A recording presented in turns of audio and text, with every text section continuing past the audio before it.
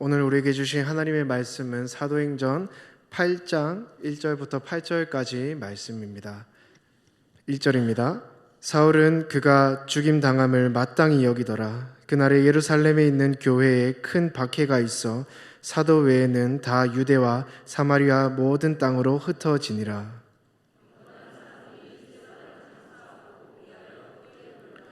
사울이 교회를 전멸할세 각 집에 들어가 남녀를 끌어다가 옥에 넘기니라.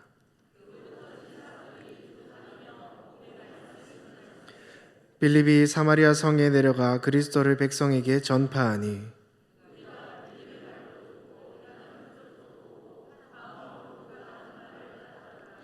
많은 사람에게 붙었던 더러운 귀신들이 크게 소리를 지르며 나가고 또 많은 중풍병자와 못 걷는 사람이 나으니 그 성에 큰 기쁨이 있더라. 아멘. 시간 잠깐 선교의 날 영상을 함께 보신 후에 우리 시티센터 교회 담임하고 계시는 신치연 목사님께서 하나님의 플랜 A라는 제목으로 말씀 전해 주시겠습니다.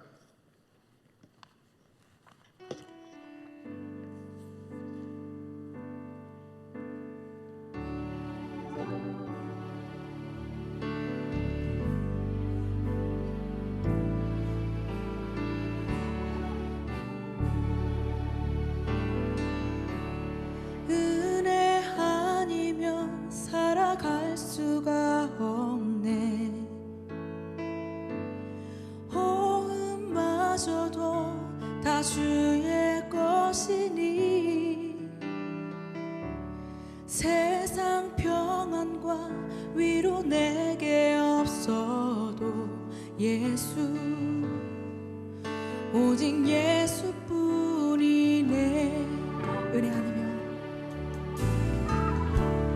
은혜 아니면 살아갈 수가 없네.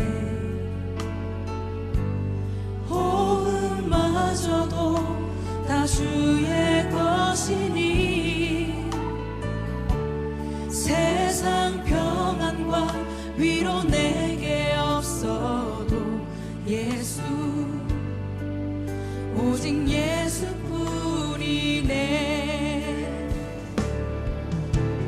그 신계획 다 볼 수도 없고 작은 고난에 지쳐도 주께 묻기 나의 모든 삶 버티고 견디게 하시네.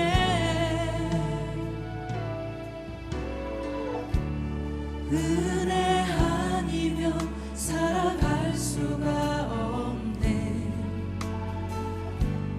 나의 모든 것 다 주께 맡기니 참된 평안과 위로 내게 주신 주 예수, 오직 예수뿐이네.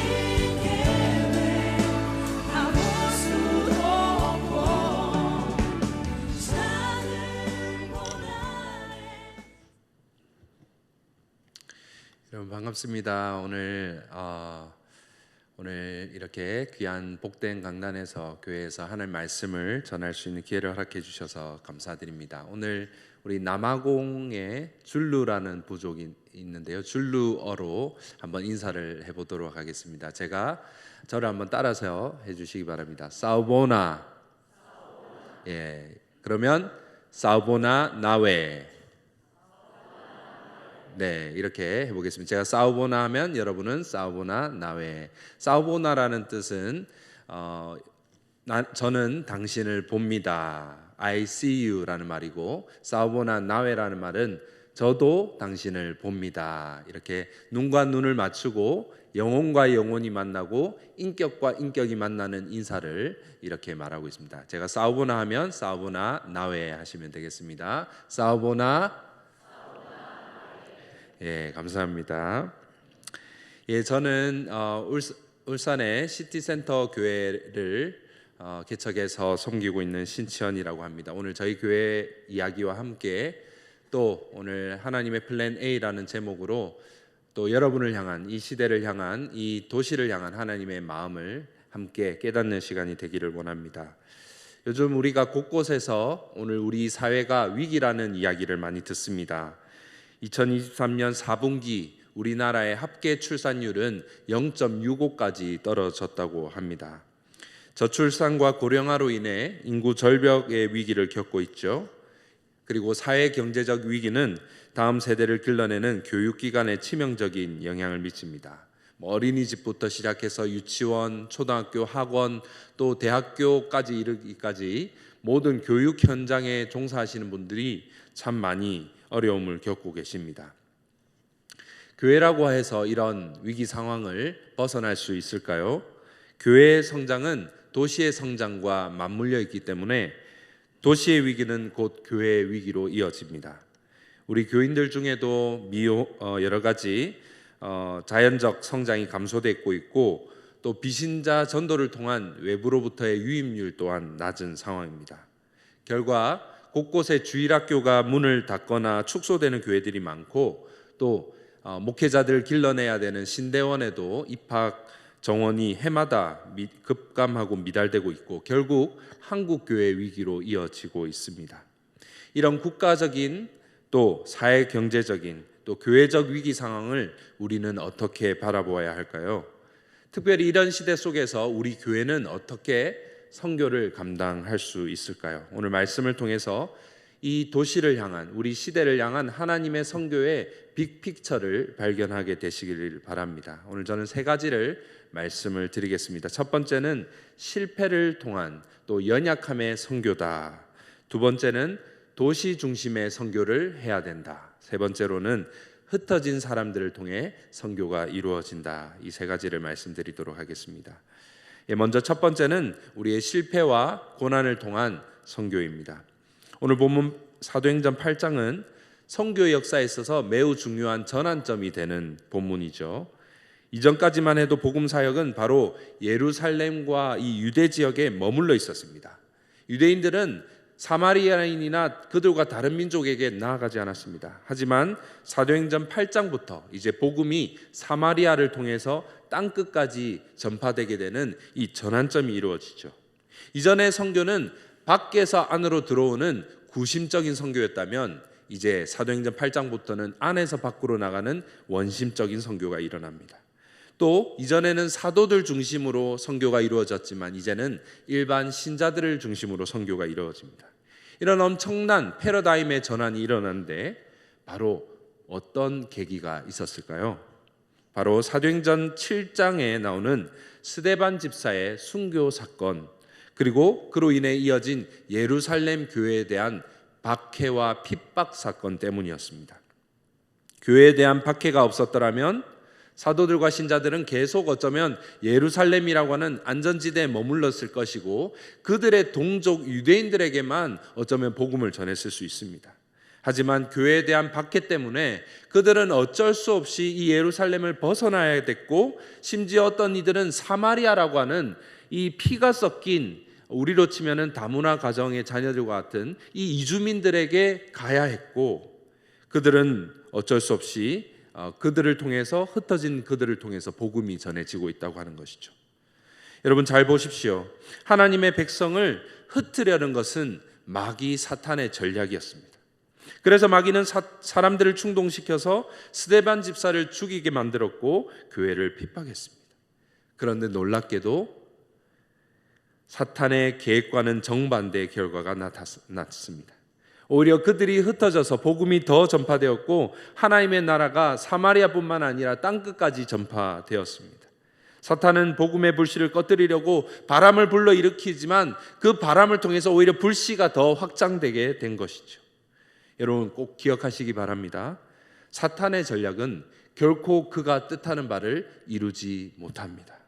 사탄도 하나님의 통제와 허락 가운데 일할 뿐이고 사탄이 하려고 하는 일은 오히려 하나님의 그분의 높으신 뜻과 그분의 크신 계획만을 이루게 될 뿐입니다.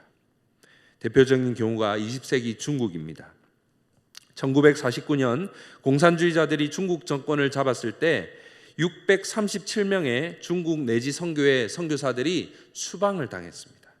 현지 목회자들은 죽음을 당했습니다. 사람들은 이제 중국 교회가 끝장났다라고 생각했습니다. 그런데 50년 뒤에 문을 열고 보니까 아이러니하게도 50배 이상의 많은 크리스천들이 늘어나게 된 것입니다. 더 이상 선교사를 중심으로가 아니라 중국 현지인 목회자들, 현지인 성도들을 통해서 복음이 전파되었고 교회가 개척되었고 하나님의 나라가 상상할 수 없는 방식으로 더 확장되었습니다. 여러분, 코로나와 같은 전염병도 기독교를 탄압하는 어떤 강력한 정권이나 체제나 종교도 그 어떤 것도 하나님의 선교를 막을 수는 없습니다. 하나님의 자녀를 무너뜨리려는, 교회를 넘어뜨리고 분열시키려는 사탄의 계획도 오직 하나님의 계획만 이룰 뿐입니다. 성경에는 인생의 실패와 좌절을 겪은 사람들의 이야기가 많이 나옵니다. 대표적으로 누구보다 가장 인생의 쓴맛을 본 사람, 실패를 본 사람이 있다면 나오미일 것입니다. 그녀는 성공과 우리 가정의 행복에 대한 꿈을 안고 외국 모압으로 이주해서 외국인으로 살았습니다.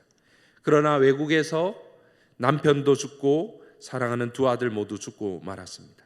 이민생활 10년 끝에 남은 것은 아무것도 없고 모든 꿈과 계획이 좌절되고 비참한 모습으로 아픔과 절망만 가지고 돌아와야 했습니다.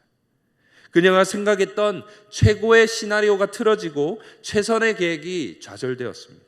모든 것을 접고 중도에 귀국해야 했지만 그녀를 따라 외국으로 이주한 모압인 며느리였던 룻을 통해서 그녀는 회복을 경험합니다. 그녀 자신의 인생의 회복만 아니라 그녀의 가문의 회복을 경험합니다. 이방 며느리 룻이 베들레헴에 유력했던 사람이자 자기 가족의 기업물을 짜였던 바로 보아스를 만나 결혼하게 되면서 룻은 이스라엘의 위대한 왕 다윗의 조상이 되었고 나아가 온 교회, 온 세상의 구속자이신 예수 그리스도의 조상이 되는 이 영광과 특권을 룻이 누리게 되었습니다. 그리고 마태복음 1장 예수님의 족보에 이런 룻의 이름이 예수님의 족보에 기록되어 있습니다. 여러분, 당시 유대인들이 어땠습니까? 순혈주의와 자민족 중심주의로 똘똘 뭉쳐있는 이 사람들에게 그들이 섬기는 유대인의 왕, 그 메시아였던 예수님의 조상 가운데 이방인의 피가 섞여 있다는 것, 그것도 다른 이방인이 아니라 그들이 끔찍히 경멸하는 바로 모압인의 피가 섞여 있다는 것, 그리고 그들이 존경하는 다윗이 국제결혼 가정, 바로 오늘로 치면 다문화 가정의 출신이라는 것, 예수님의 조상 중에 이주민이 있다는 것은요, 그들에게 엄청난 충격적인 사실이었습니다. 하나님은 이 가련한 이주민 여성을 예수님의 조상으로, 예수님의 어머니로 소개하는 것을, 성경에 그 이름을 똑똑하게 기록하는 것을 부끄러워하지 않았습니다. 여러분, 그런데 어떻게 이런 일이 있을 수 있었습니까? 만일 나오미의 계획이 좌절되지 않았더라면, 나오미가 완전히 실패하지 않았더라면, 조금이라도 그녀에게 희망이 남아 있었더라면 그녀는 고향으로 돌아오지 않았을 것이고 그녀의 며느리 룻도 따라오지 않았을 것입니다. 이 놀라운 축복이 바로 그 실패와 좌절, 고난과 아픔의 경험을 통해서 이 가정과 우리가 믿는 이 기독교 가운데 일어났다는 것이죠. 사랑하는 우리 소명인 여러분, 혹시 여러분 가운데도 최근에 어떤 실패를 겪었거나 여러분이 갖고 있던 어떤 플랜과 계획이 좌절되는 그런 경험을 하신 분이 계십니까? 외국에서 공부를 하다가 갑자기 돌아와야 했거나 사업을 하다가 갑자기 계획이 틀어져서 중도 귀국한 분이 계십니까? 어쩔 수 없이 내가 갖고 있던 전공이나 직업을 바꿔야 됐던 사람 계십니까? 내 사역이나 사업이나 일이 원래 계획대로 뜻대로 되지 않아서 실망과 좌절 가운데 있는 분 계십니까? 여러분이 생각하기에 실패했다고, 여러분의 계획이 좌절됐다고 생각해서 여러분을 향한 하나님의 계획도 실패했을까요? 그래서 하나님이 여러분의 인생 가운데서 원래 계획 플랜 A가 아니라 플랜 B로 수정해서 지금 여러분의 삶 가운데, 여러분의 가정 가운데 이끌어가고 계시는 걸까요? 그렇지 않습니다. 하나님의 플랜 A는 여전히 진행 중입니다. 사실 그때는 참 계획대로 안 돼서 섭섭하고 실망스러웠지만 시간이 5년, 10년 시간이 많이 지나서 돌아보면 오히려 계획대로 되지 않아서 더 잘된 일들도 많습니다. 제가 오늘 이 자리 여러분 앞에 설 수 있는 것도, 말씀을 전할 수 있는 것도 사실 많은 일들이 제 뜻대로, 제 계획대로 되지 않아서 제가 여기 서 있는 겁니다. 제가 원래 군대를 가고 싶었습니다. 가능하면 해병대를 가고 싶었습니다. 그런데 제 계획대로 되지 않아서 제가 병력 특례로 공장에서 군복무를 하게 되었고, 만 20살 때 그때 외국인 근로자들과 함께 공장에서 군복무로 처음 만나게 되었고, 그들을 전도하기 위해서 만 20살이었던 제가 청년으로 제 모교회에서 영어 예배를 개척해서 그렇게 시작을 하게 되었습니다. 이제 그 영어 예배가 외국인 선교회가 되었고, 이제 진영 외국인 교회가 되어서 독립하게 되었습니다. 제가 영국에 어학연수를 가려고 했는데 비자가 거절되어서 못 가게 되는 바람에 어쩔 수 없이 아프리카 카메룬에 선교를 하게 되었고, 또 어쩔 수 없이 제가 또 신대원에는요 고신이 아닌 다른 교단에 가고 싶었습니다. 그런데 제 계획대로 되지 않아서 고신으로 가게 되었습니다. 원래 제가 울산교회에서 제가 첫 사역을 시작했는데요, 원래는 울산이 아닌 다른 도시, 대전에 있는 도시로 전도사로 사역하러 가기로 약속이 되었던 상황이었습니다. 그런데 갑자기 그 계획이 틀어져서 울산에 오게 되었고, 울산에 와서 지금의 아내를 만나서 결혼을 하게 되었습니다. 그리고 그 아내를 만났기 때문에 저는 해외로 선교를 하러 가고 싶었는데, 아내가 처음에는 결혼할 때 자기는 선교하러 갈 수 있다라고 이야기를 했지만, 시간이 지나면서 자기는 해외 가는 게 너무 무섭다, 자기는 영어도 할 줄 모른다, 국내에서 선교하면 안 되냐, 꼭 해외 가야만 선교할 수 있냐라고 이야기를 하면서 방향이 국내 선교로 수정되었습니다. 그리고 울산 노회를 통해서 교회가 개척될 뻔했지만 잘 안 돼서 울산 교회를 통해서 개척이 되었고, 오늘 여기까지 오게 되었습니다. 그런데 제가 지나서 지금에 와서 돌아보니까 이것 중 어느 것 하나도 틀어지지 않았더라면 제가 여기 서 있을 수가 없었고 여러분을 만날 수가 없었습니다. 지금에 돌아와서 보니까 그때는 잘 안 됐다고 생각됐던 계획들이 오히려 훨씬 더 잘 되었던, 제가 생각이 짧았기 때문에 오히려 제 뜻대로 되지 않았던 것이 훨씬 더 감사하다고 고백합니다. 여러분, 무엇이 실패고 무엇이 성공입니까? 내 뜻과 내 계획대로 안 되는 것, 그게 실패입니까? 그리스도인은 이 성공과 실패에 대해서 다르게 정의를 내려야 합니다. 그리스도인에게 있어서 성공은 하나님의 뜻을 이루는 것입니다. 잘 먹고 잘 살고 잘 되고 이것이 성공이 아니라 나를 향한 하나님의 뜻을 이루는 것, 그것이 성공입니다. 그렇기 때문에 세례요한이나 스데반 집사와 같이 안타깝게 그 최후가 비참하게 죽음을 맞이한 사람들도 충분히 하나님의 뜻을 이루었기 때문에 성공한 인생이라고 할 수 있습니다. 만일 내 뜻대로, 내 계획대로 안 되는 것이 실패라면 어쩌면 저는 가장 많은 실패를 한 사역자라고 생각합니다. 교회 개척을 하고 올해 6년째가 되었는데요, 정말 많은 실패와 좌절의 경험을 했습니다. 다문화 교회를 사역하다 보면 뜻대로 계획대로 되는 것이 하나도 없습니다. 교회 개척 이렇게 하지 마라, 교회 개척 실패하는 법 책을 써라고 해도 저는 쓸 수 있을 것 같습니다. 하지만 지나고 보니까 실패했다고 다 끝난 게 아니더라고요. 실패해도 괜찮더라고요. 오히려 제 뜻대로 안 돼도, 제 계획대로 안 돼도 오히려 저를 향한 하나님의 뜻은 이루어지고 있었습니다. 그래서 실패가 아닌 것이죠. 로마서 8장 28절에서 사도 바울은 이렇게 말합니다. 우리가 알거니와 하나님을 사랑하는 자 곧 그의 뜻대로 부르심을 입은 자들에게는 모든 것이 합력하여 선을 이루느니라. 하나님은 우리가 인생에서 뜻하지 않게 마주하는 어떤 고난이나 어려움, 좌절이나 실패의 경험, 심지어는 고난과 박해의 경험을 통해서도 모든 것이 합력하여 하나님을 사랑하는 자, 하나님의 부르심을 받은 소명인들에게 하나님의 뜻을 이루신다고 하는 것이죠.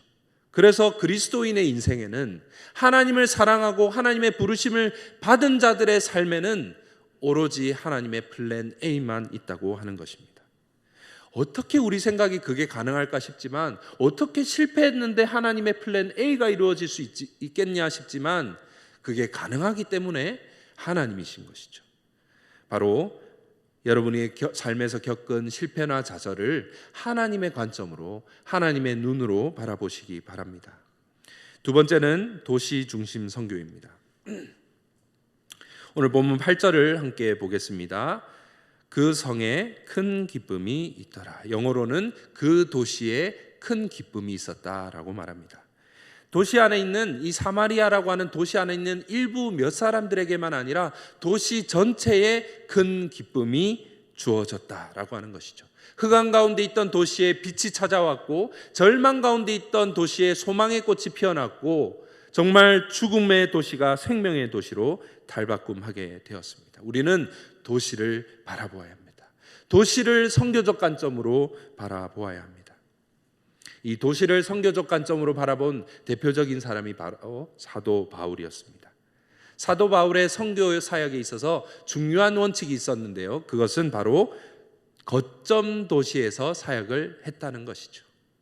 사도행전 17장에 보시면 바울은 아덴이라고 하는 도시를 가서 복음을 전했습니다. 그런데 그 아덴은 바로 그 당시 그리스 로마 세계의 지식의 중심지였습니다. 18장에서 그는 고린도로 가는데요. 고린도는 로마 세계의 상업의 중심지였고, 19장에서 그는 에베소에서 복음을 전했는데 에베소는 로마의 종교의 중심지였습니다. 마지막으로 그는 내가 로마까지 가야 한다라고 하고 거기까지 갔는데, 그 로마는 바로 로마 제국의 정치와 군사와 행정의 중심지였습니다.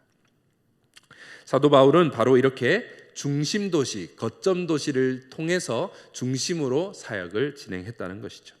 특별히 사도행전 19장 10절에 놀라운 구절이 있는데요. 제가 교회 개척하면서 하나의 어떤 표처럼 삼고 있는 구절입니다. 우리 같이 한번 읽어볼까요? 시작.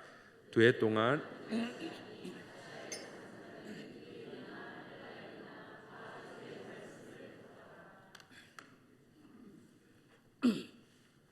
바울은 지금 어디에 있습니까? 에베소라고 하는 도시, 두란노 소원이라는 곳에서 2년 동안 말씀을 가르치고 있습니다. 한 곳에 머물러서. 그런데 어떻게 아시아 전역에 있는 사람들이, 유대인만 아니라 헬라인이 모두가 복음을 듣게 되는 이 놀라운 역사가 일어났을까요? 바울이 그 아시아 전역으로 돌아다닌 것이 아닙니다. 바로 에베소라고 하는 도시가 대도시였기 때문입니다.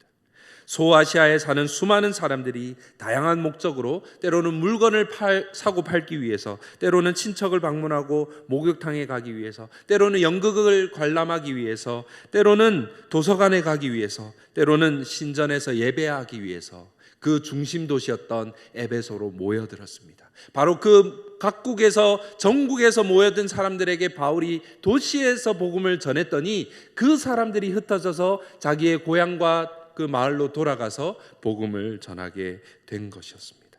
바울은 매우 전략적으로, 효과적으로 선교를 감당했습니다. 여러분, 도시는 사람들을 끌어당기는 곳입니다.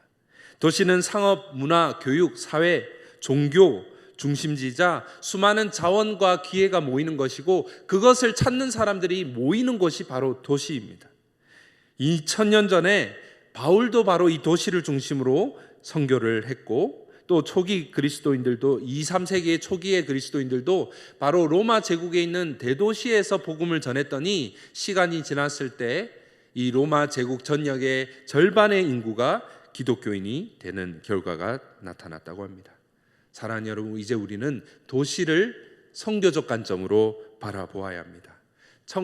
1950년도에는요 메가시티라고 하죠. 인구 1000만 명이 넘는 도시가 전 세계에 뉴욕과 런던 두 곳밖에 없었다고 합니다. 그러나 2020년에는 35개가 넘었고 앞으로 한번 넘겨주시죠. 2030년에 가면 이 메가시티가 이제 43개가 전 세계에 있다고 합니다. 또 넘겨주실까요?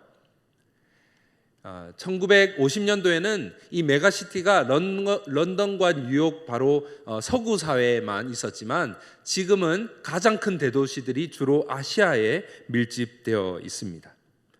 약 200년 전에는 세계 인구의 5%만이 100년 전에는 겨우 15%만 전 세계 인구의 15%만 도시에 살았는데 1950년에는 30%가 2020년도에는 54%가 도시에 살고 있다고 합니다. 2030년에는 전 세계 인구의 약 60%가 2050년도에는 68%가 도시에 모여 살게 될 것이라고 이야기합니다.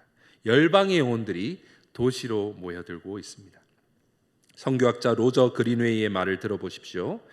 하나님은 우리 시대의 다양한 사회적, 정치적, 경제적 요인들 가운데 절정의 역사를 이루셔서 여러 민족들이 훨씬 가까이 살게 하셨고 더 많은 상호작용과 상호의존을 하도록 하셨다. 그리하여 복음의 가청 영역 안에 들어오게 하셨다. 넘겨주시고, 우리 시대의 표지는 도시이다. 도시로의 이주를 통해 하나님은 세계 선교의 가장 큰 무대를 만드시며 어쩌면 마지막 시간을 준비하는 것일 수도 있다. 여러분, 우리가 선교지에서 만나기 어려운 영혼들, 정말 특별히 이슬람권과 공산권에서 우리가 만나기도 복음 전하기도 어려운 그 열방의 영혼들이 이제 복음을 들을 수 있는 가청 영역인 이 도시로 들어왔습니다. 열방이 우리 안방에 들어와 있습니다. 어쩌면 이것은 세계 선교의 마침과 완성을 이루려고 하시는 하나님의 선교의 빅픽처의 마지막 퍼즐일지도 모릅니다. 제가 섬기는 시티센터 교회는 도시 중심에서 한국인과 이주민이 함께 도시와 열방을 섬기는 선교적 다문화 교회입니다. 제가 이제 해외 선교에 대한 꿈을 갖고 있다가 국내 선교로 바꾸면서 이제 더 이상 나는 해외 선교를 할 수 없겠구나라는 생각도 했었습니다. 하지만 시간이 지나면 지날수록 바로 이 도시 선교야말로 도시 안에 들어와 있는 이주민들을 섬기는 이 선교야말로 최고의 해외 선교의 최고의 전략이고 플랜 A다라는 것을 깨닫게 됩니다. 그 예가 바로 저와 함께 동역하고 있는 우리 필리핀 출신의 전도사님, 바로 제이슨 전도사님이 바로 그 예입니다. 전도사님이 지금 한국에 온 지 17년이 되었습니다. 만 21살 때 한국에 돈을 벌기 위해서 왔습니다. 동생이 몸이 아파서 동생의 병원비를, 치료비를 벌기 위해서 한국에 들어왔습니다. 그런데 시간이 지나자 동생이 더 이상 치료가 불가능하다, 회복이 불가능하다는 사실을 듣게 되고 이 전도사님은 이제 인생의 목적을 잃게 되었습니다. 방황하게 되었습니다. 내가 여기 돈을 벌기 위해서, 그래서 동생의 치료비를 벌기 위해서 왔는데 이제 목적이 사라진 겁니다. 그때부터 방황하는 인생을 살았습니다. 매일 술을 마시고 친구들과 함께 보내고 그렇게 할 수 있는 온갖 그런 방황의 삶을 살다가 우연찮게 울산교회 영어 예배가 야외 예배를 드리러, 소풍을 드리러 공원에 나갔다가 거기서 만나게 되었고, 거기서 전도를 통해서 교회로 오게 되었고 예수님을 영접하고 그렇게 되었습니다. 제가 전사님을 오랫동안 지켜보면서 전사님이 성실하고 겸손하고 또 하나님 나라와 교회를 향한 열정이 있는 것을 확인하고 이제 목회자로 콜링을 했고, 하나님의 3년 동안 기도를 하면서 기다리고 기도 응답을 받아서 이제 목회자의 길로, 또 저와 함께 동역자의 길로 가고 있습니다. 한번 넘겨주실까요? 제가 전도사님을 이렇게 전사님에게 늘 하는 말이 있습니다. 나 같은 한국인 한번 화면 그 룻기 말씀을 한번 띄워주시면 되겠습니다. 룻기 말씀에 보시면 룻을 향해서 여인들이 칭찬하는 말이 있습니다. 7 아들보다 나은 한 며느리라고 칭찬합니다. 여러분 어떻게 이게 가능합니까? 당시는 아들이 훨씬 더 중요한 사회였습니다. 7 며느리보다 아들 하나가 더 중요했지 이렇게 말할 수는 없습니다. 그런데 7 아들보다 더 귀한 며느리라고 할 정도로 룻이 칭찬을 받습니다. 제가 우리 전도사님을 항상 칭찬할 때 이렇게 이야기를 합니다. 전도사님은 나 같은 한국인 목회자 7명보다 귀한 한 명의 현지인 목회자다. 나 같은 한국인이 필리핀이나 이 선교지에 들어가서 그곳의 언어와 문화를 배우고 적응하면서 거기서 선교를 하는 것보다 전도사님처럼 한국에 와서 복음을 듣고 정말 목회자 또 신학 훈련을 받고 돌아간 사람이 그곳에서 복음을 전하는 것이 하나님 나라를 위해서 훨씬 더 유익이고 복음에 더 많은 열매를 맺을 수 있다라고 말을 합니다. 여러분 이것이 바로 도시 선교이고 도시 안에 들어와 있는 우리 이주민에게 복음을 전하는 이주민 선교의 정말 중요성입니다. 여러분 선교적 관점으로 도시를 바라보시기 바랍니다. 마지막으로 흩어진 사람들을 통한 선교입니다. 오늘 본문 4절을 보십시오. 그 흩어진 사람들이 두루 다니며 복음의 말씀을 전할세. 누가 복음을 전했습니까? 그 흩어진 사람이라고만 기록합니다. 그들의 이름도 그들의 얼굴도 그들의 타이틀도 우리는 알지 못합니다. 그들은 이름 없는 그리스도인, 아무런 특별한 교육이나 훈련을 받지 않은 평범한 그리스도인이고 바로 정말 타이틀이 없는 그리스도인입니다. 바로 이들을 통해서 복음이 사마리아와 땅끝까지 전해지고 있다는 것이죠. 이주민 선교는 바로 이렇게 흩어진 사람들, 이름 없는 그리스도인들, 평범한 그리스도인들을 통해서 이루어지는 선교가 이주민 선교입니다. 이주민 선교 현장에서 자주 끝없이 겪는 것이 바로 이별과 헤어짐입니다. 2019년에 교회를 개척하고 이제 지난 5년 동안 조국으로 귀국한 외국으로 떠나보낸 형제자매들, 우리 외국인 멤버들 제가 세어보니까 지금까지 거의 30명이 되더라고요. 성도님들 몇 명 안 되는데 이렇게 많이 떠나보내고 있습니다. 어떤 이들은 충분히 작별 인사를 하고 인사를 이렇게 파송할 기회가 있었지만 어떤 이들은 갑자기 잡혀서 추방이 되는 바람에 인사를 조차 제대로 못한 분들도 계십니다.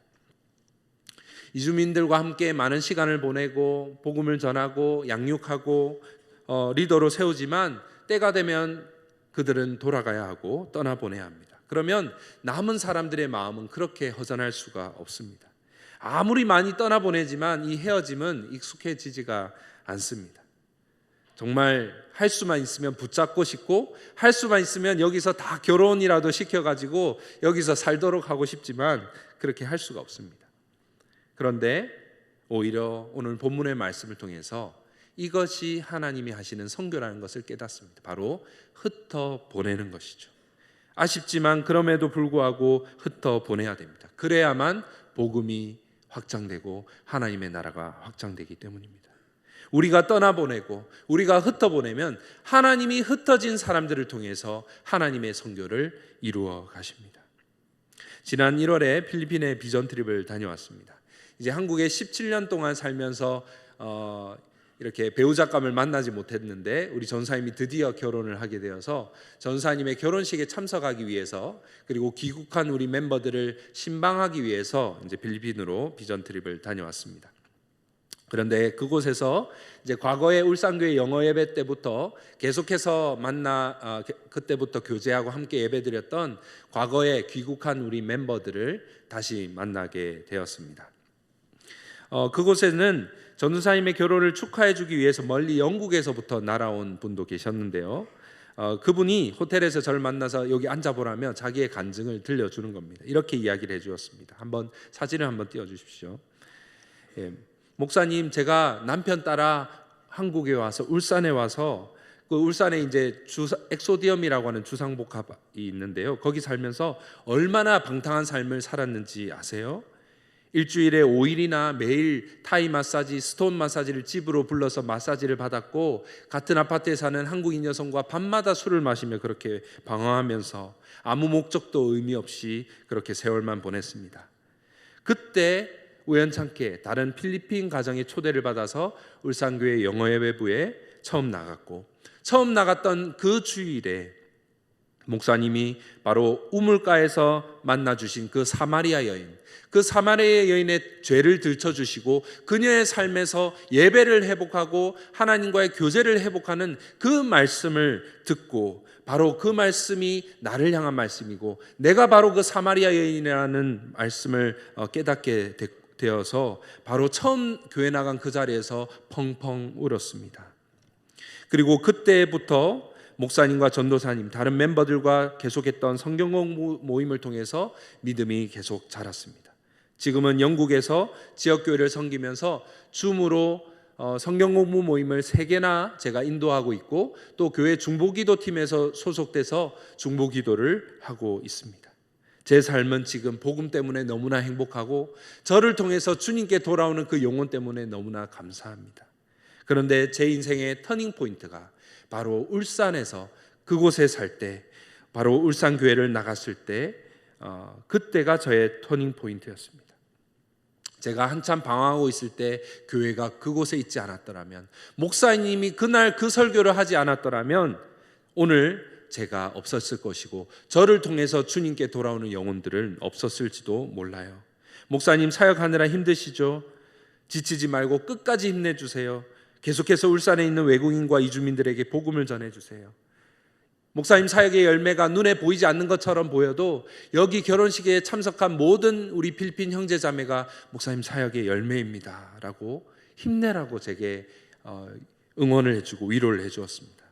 그때 얼마나 큰 위로를 제가 받았는지 모릅니다. 한국에 있을 때는 늘 떠나보내기만 했고 그래서 열매가 없는 것처럼 보였는데, 이제 필리핀에 또 다른 나라에 가보면 그곳에서 신실하게 그리스도의 제자로 또 선교적 삶을 살아가는 우리 형제자매들을 보면서 여기서 떠나보냈다고, 여기서 흩어보냈다고 하나님 나라 복음 사역이 중단된 것이 아니구나. 오히려 하나님께서는 흩어진 사람들을 통해서 지금도 계속해서 복음을 전하고 계시는구나라는 것을 깨닫게 되었습니다. 사랑하는 여러분, 교회의 중요한 사명은 흩어보내는 것입니다. 교회는 사람을 보내고 사역자를 보내고 성도를 보내고 재정을 흩어보내야 됩니다. 계속 모으고 쌓으려고만 하지 말고 흩어보낼 때 복음은 전파되고 흩어보낼 때에 하나님 나라는 확장되는 것입니다. 그걸 잘하는 교회가 제가 예전에 섬겼던 울산교회였습니다. 울산교회가 도시 안에서 계속해서 사람을 보내고 파송하고 교회를 개척했기 때문에 이제는 울산에 울산교회라는 하나의 큰 나무가 아니라 여러 나무들이 모여서 숲을 이루는 그런 도시가 된 것이죠. 동일한 방식으로 저희 시티센터 교회도 이제 다음 주에 경주에 경주 예배당을 개척합니다. 교회를 개척한 지 5년 4개월밖에 되지 않았지만 교회가 교회를 개척할 때 어떻게 이 사역이 열매 맺는 사역을 제가 몸소 경험했기 때문에 계속해서 사람을 보내고 교회를 개척하려고 합니다. 이제 하나님이 우리 안방에 보내주신 열방의 영혼들을 하나님이 이제 다 걷어놓고 추수까지 해놓고 이 곡식당까지 묶어놓고 가져가라고 하나님 모아주신 그 영혼들을 추수하기 위해서 저희가 갑니다.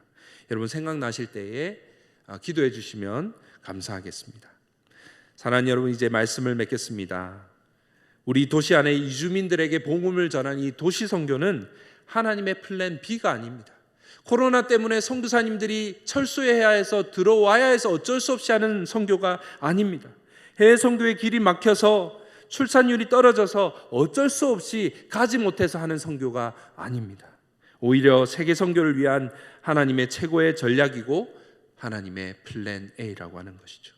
하나님은, 저는 그렇게 생각합니다, 우리 한국교회가 과거에 부흥하고 회복하고 성장할 수 있었던 것은 우리 사회에 있는 외로운 이웃들과 가난한 자들과 소외된 이웃들에게 관심을 가지고 복음을 전했기 때문인데, 이제 한국교회의 마음이 높아진 이 한국교회를 다시 회복시키기 위해서 인공호흡기로 이주민들을 이 땅 가운데 보내셔서 한국교회가 이 이주민들에게 복음의 관심을 가지고 나아갈 때에 다시 죽어가는 한국교회가 살아갈 수 있고 선교와 복음의 불씨가 다시 붙을 수 있다고 저는 확신합니다. 뉴욕의 맨하튼에서 도시 목회를 잘 감당하셨던 팀 켈러 목사님이 이렇게 말을 했습니다. 다시 말해 세계의 오지를 전도할 수 있는 가장 좋은 방법이 있다면 바로 당신이 살고 있는 도시를 전도하는 것이다. 사랑하는 여러분, 우리가 살고 있는 도시 이 해운대구가 최전방 선교지입니다.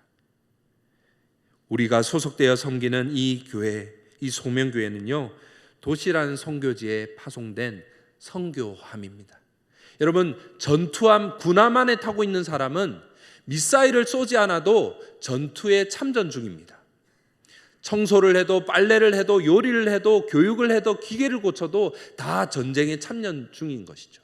마찬가지로 이 부산 특별히 해운대구에 파송된 선교함이라는 이 소명교회에 몸을 싣고 멤버가 되어 있는 여러분들은 무엇을 하든 어떤 것에 봉사를 하든 헌신을 하든 여러분은 선교의 선교 현장에 참여 중이라는 것이죠. 내가 선교사다, 우리 교회가 선교함이다라는 생각을 가지고 이 도시를 바라보고 우리 주변의 이웃들을 바라보시기를 주님의 이름으로 축복합니다. 함께 기도하겠습니다.